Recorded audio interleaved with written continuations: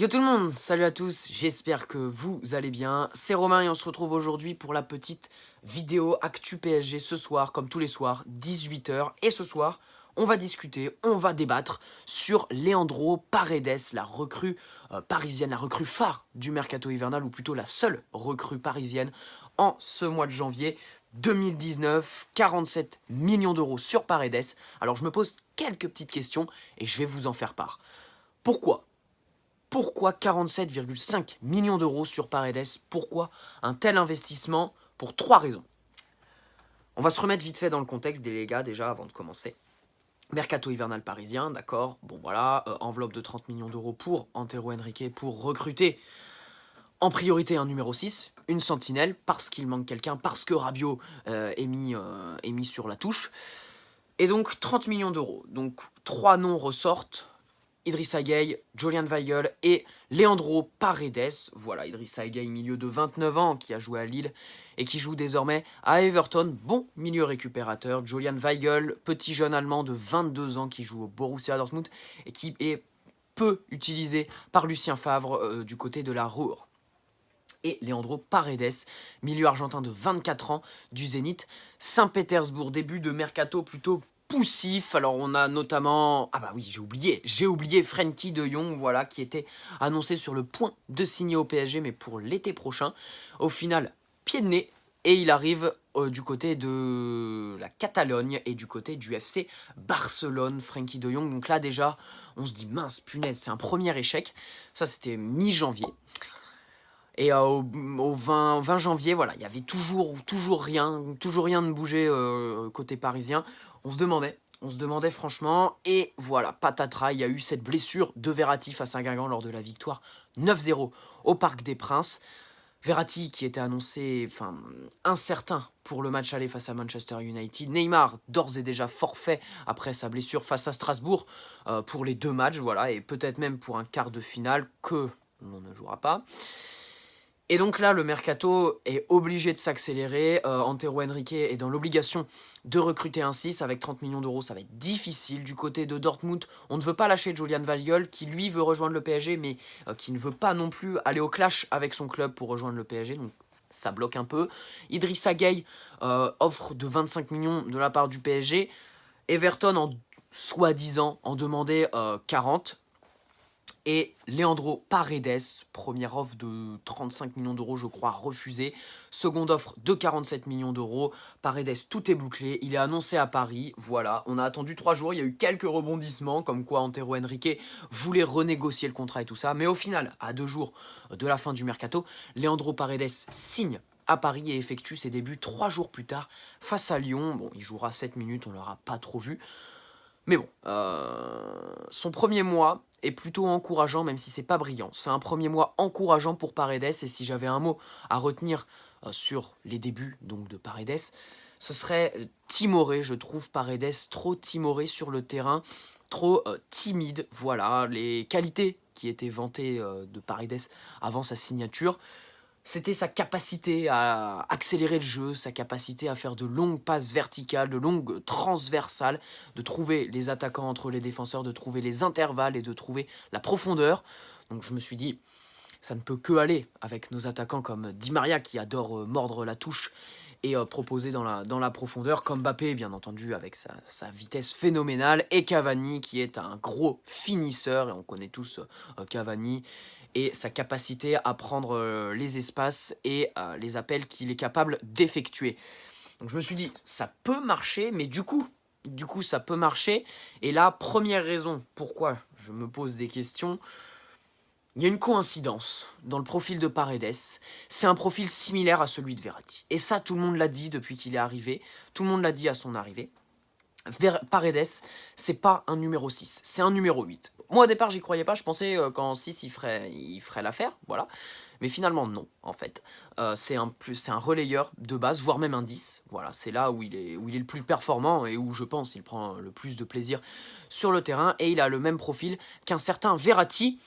Et surtout les gars, le même profil qu'un certain Lo Celso. Alors on va pas revenir dessus, mais c'est là que je me dis, pourquoi prêter Lo Celso au Betis Séville pour 3 mois après mettre 47 millions sur un joueur du même type, du même profil que Giovanni Lo Celso.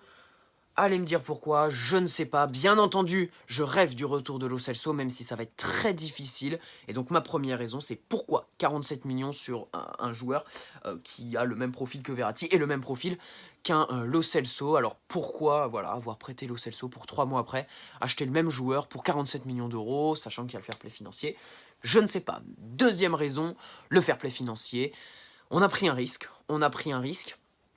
Avec le fair play financier, parce qu'on avait une enveloppe de 30 millions, parce que du coup l'enveloppe a été dépassée de 17 millions, et parce que le fair play financier est après nous depuis 2 ans, voilà, nous colle au cul, depuis 2 ans.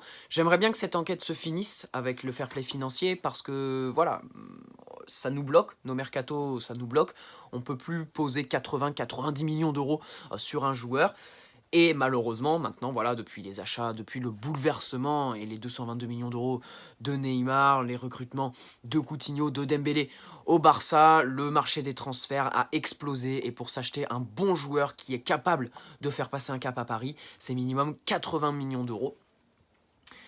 Et donc, déjà, voilà, j'aimerais bien quand même qu'on en finisse avec le fair play financier, quitte voilà, à se prendre un mercato, une interdiction de recrutement pendant un mercato.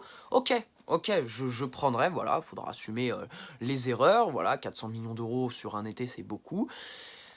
Quitte à prendre ça, vraiment, je prends, parce que là, c'est chiant, quoi. C'est tout le temps repoussé. Les médias, ouais, 30 janvier, réponse définitive, 30 juin, réponse définitive.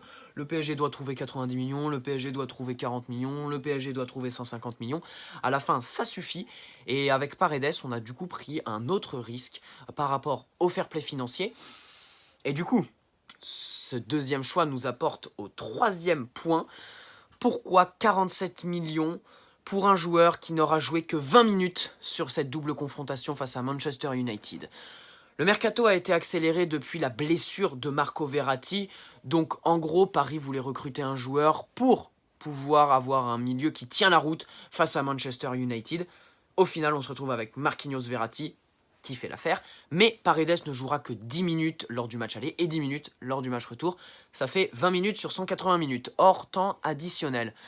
Donc là-dessus, je me pose des questions quand même, parce que voilà, c'est un gros investissement du coup. C'est un gros investissement, c'est un risque par rapport au fair play financier pour un joueur qui n'aura presque pas joué et qui nous aura pas aidé sur cette double confrontation.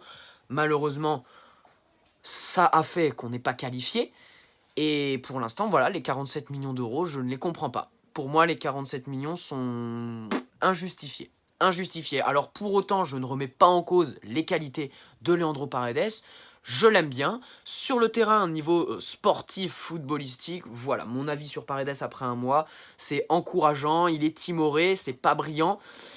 Il faut qu'il prenne du poil de la bête, il faut qu'il prenne de l'assurance et qu'il ose sur le terrain, quitte à avoir plus de déchets, un peu comme Angel Di Maria ou Neymar. C'est un joueur qui aime prendre des risques, enfin c'est ce qu'on m'avait dit. Et là, je le vois jouer trop simple et chercher tout le temps la solution de facilité, les passes latérales, voilà, au sol, très facile. Et non pas les risques pour aller chercher les attaquants. Donc voilà les potes, c'était mon petit avis sur Leandro Paredes en 3 points. Déjà, pourquoi acheter un joueur qui a le même profil que Lo Celso qu'on a prêté et le même profil que Verratti, alors que Idrissa Gueye, pour moi, 47 millions, ça passe pour Idrissa Gueye, qui lui est un véritable récupérateur. Pourquoi 47 millions en vue du fair play financier? C'est un risque, c'est un gros risque pris par Antero Henrique, et du coup ça nous emmène, pourquoi un tel risque? Pour pas jouer pour jouer 20 minutes sur 180 face à Manchester United, parce que honnêtement, on va pas mettre 47 millions sur un joueur avec le fair play financier du coup, pour finir la saison et faire les matchs pourris en Ligue 1 comme Dijon mardi soir. Voilà, c'était ma petite vidéo. En tout cas, bon voilà, je remets pas en cause Paredes, on va le garder bien entendu. Je pense que ça peut devenir un bon joueur, mais voilà, je reste encore une fois en deuil de Giovanni Lo Celso, que je kiffais. Je kiffais ce petit joueur Lo Celso. Allez me dire pourquoi, je pense que vous aussi, vous le kiffiez. Et cette erreur, en fait, on a ressenti que dans la direction, en fait, s'est rendu compte que c'était une erreur, cette vente de Giovanni Lo Celso, et a voulu du coup acheter un joueur qui avait le même profil que lui. Donc voilà, j'espère que cette petite vidéo vous aura plu. N'hésitez pas à me dire dans l'espace commentaire qu'est-ce que vous pensez de Leandro Paredes. Voilà, après un mois, cet investissement. C'était pas du tout une critique, hein, c'était pas du tout une critique, je voulais pas descendre Leandro Paredes, mais du coup plutôt descendre cette stratégie et, enfin pas descendre non plus, mais critiquer, donner mon avis sur cette stratégie du mercato, voilà, cette stratégie de virer Lo Celso pour acheter 47 millions à un mec du même profil.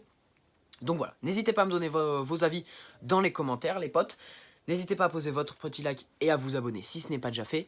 Merci à vous tous, très bonne soirée et à demain pour une autre vidéo Actu PSG. Ciao les potes.